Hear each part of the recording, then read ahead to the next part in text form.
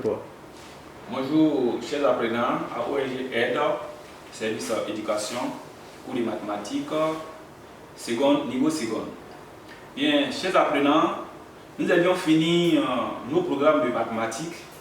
Voilà que aujourd'hui, je vais faire un peu encore des exercices sur le chapitre équation et inéquation dans R. Voilà. Bon, à travers ces exercices, peut-être que la semaine prochaine, nous allons faire peut-être une petite interrogation, c'est-à-dire une évaluation sur ce cours-là. Donc ce matin, regardez un peu comment fonctionner et comment traiter certains exercices que vous n'avez pas encore appris à faire. Voilà, merci. Donc, vous voyez au tableau, on dit exercice 1, résoudre dans R. Ce sont des équations. Ici, ce ne sont pas des inéquations pour l'instant. On dit ce sont des équations. On a déjà vu dans le cours valeur absolue de F est égal à valeur absolue de G.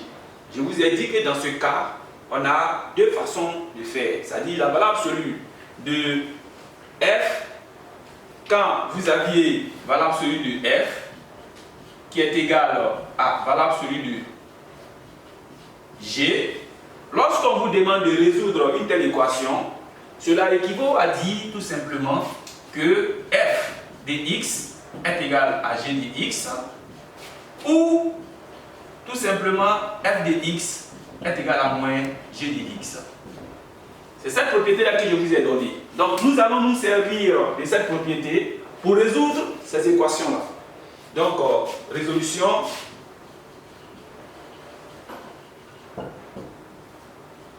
On prend petit a qui nous donne ici valeur absolue de 3x plus 10 qui est égal à valeur absolue de 5x moins 4.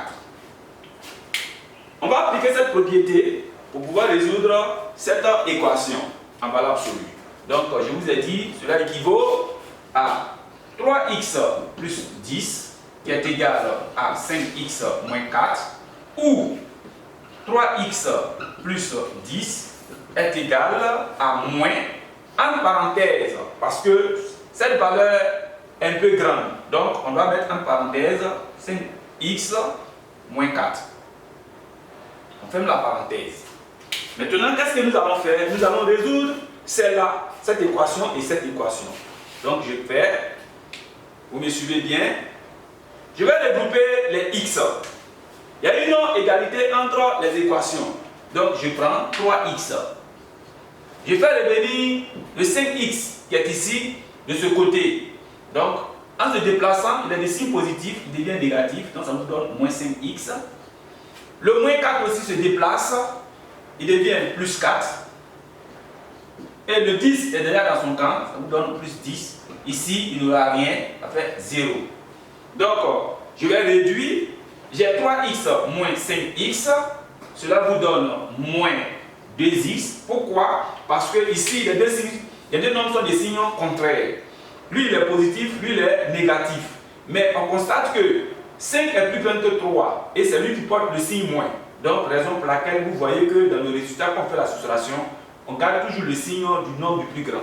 Donc, vous avez déjà vu ça dans les classes intérieures. Ici, on a 4 plus 10. Ça vous donne 14. Plus 14 est égal à 0.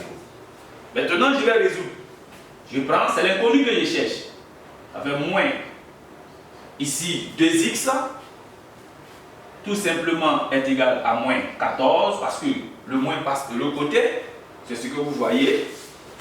Ici, j'ai moins ici. Donc, moins fois moins, ça fait plus. Donc, j'aurai 2x est égal à 14. Le x a un coefficient, son coefficient c'est 2, donc je prends le x qui devient 14 sur 2, ce qui vous donne 7. Donc ici x est égal à 7. Notre contrainte sur l'inconnu c'est r. Notre contrainte sur l'inconnu c'est r parce que c'est des fonctions polynômes. On n'a pas de problème avec eux. Bien. Donc une fois j'ai fini cette partie, je passe maintenant à la seconde partie. Ici, j'écris 3x plus 10 égale. J'enlève la parenthèse au niveau de cette expression. En enlevant la parenthèse, le moins qui est ici, il vient là, ça vous donne moins 5x. Ici, vous avez moins 3, moins, ça vous donne plus 4. Pareil, on va regrouper toujours les inconnus. Ça peut faire 3x, lui il se déplace, il est négatif, il devient plus 5x. Lui aussi, il se déplace, donc ça vous donne 10 moins 4 est égal à 0. On écrit encore ou on a 3x plus 5x, cela vous donne 8x. 10 moins 4, ça vous donne plus 6 est égal à 0. Je cherche toujours le x, je prends 8x est égal à moins 6. Le plus 6 se déplace pour aller de l'autre côté, il devient négatif. Donc j'obtiens x est égal à moins 6 sur 8. On peut simplifier cette expression. Donc pour simplifier, vous voyez qu'il y a un facteur commun entre E. Je prends mon moins. 6 c'est 3 fois 2. Sur 8 c'est 4 fois 2. Qu'est-ce que vous constatez? Vous voyez très bien que ici, il y a 2 en haut et 2 en bas. Je simplifie. Donc le résultat me donne tout simplement. C'est bon? C'est bon? Il y a le premier qui c'est un peu coincé, mais c'est bon. Ok. Tout simplement, x est égal à moins 3 quarts.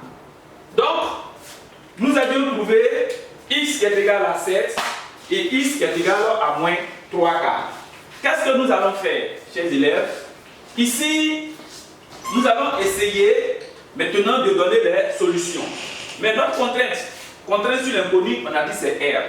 Donc, comme la contrainte sur l'inconnu c'est R, donc du coup, tous ces nombres qui sont là appartiennent à R. 7 appartient à R, moins 3 quarts appartient aussi à R. Donc, solution dans R, c'est égal à l'ensemble moins 3 quarts et 7. Voilà. Voilà votre réponse qui est là. On passe maintenant au petit b. Petit b, on a donné, voilà, c'est le x moins pi qui est égal à moins x plus 2 qui est égal à 0. Nous allons essayer de mettre cette forme-là sur la première forme. Donc, je peux encore écrire x, voilà, c'est le x moins pi qui est égal à, voilà, c'est le x plus 2, tout simplement. Parce que lui se déplace, donc il vient dans ce contexte-là. Donc, vous constatez qu'on retrouve la même expression que celle du départ. Donc, si vous voulez faire votre contrainte sur l'inconnu, comme de l'autre côté, je ne l'ai pas fait parce que je sais que c'était R, contrainte sur l'inconnu, vous dites que la contrainte sur l'inconnu ici, c'est R, parce que c'est une fonction polynôme. Voilà. Maintenant, on passe à la résolution. Donc, dans notre résolution, de l'équation, on dit valeur absolue de x moins pi qui est égal à valeur absolue de x plus 2 équivaut tout simplement à x moins pi qui est égal à x plus 2 ou tout aussi x moins pi est égal à moins entre parenthèses x plus 2. Voilà. Donc on résout toujours x moins x, le x qui est ici bien ici, est égal, moins pi, moins 2 est égal à 0. X moins x, ça vous fait 0x, moins pi, moins 2 est égal à 0. Donc ici 0x, ça n'existe pas. Donc ici, cette partie n'aura pas de solution parce qu'on ne peut pas trouver 0 fois x, ça fait 0. Donc on ne peut pas résoudre ça, il n'y a pas d'inconnu ici. Donc on passe au second. On prend x moins pi est égal, j'enlève la parenthèse, moins x moins 2. Donc je regroupe toujours x plus x moins pi moins plus 2 est égal à 0.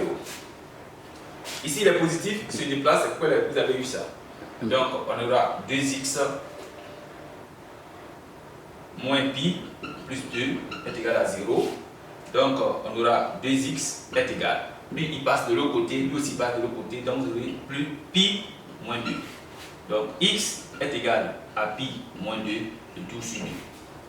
Vous voyez bien que pi moins 2 sur 2 appartient bien à R. Donc la solution encore de cette équation, ce serait S dans R est égal au singleton, parce que ici il n'y a pas de solution. Il n'y a pas. À cause de. On ne peut pas trouver 0x. Donc c'est impossible de faire cette expression-là. C'est ici seulement que vous preniez. Donc ça vous donne pi moins 2 sur 2. Voilà encore comment il faut résoudre cette expression-là. Voilà. On va les voir après. Ça passe toujours? Ok. Bien. Donc, nous avons fini de résoudre l'équation petit a et petit b. On passe maintenant à l'équation C. On revient si c'est après. On coupe. Ok. Donc, on va s'arrêter là. On revient un peu plus tard sur C. Je vais filmer un peu pour que puisse voir.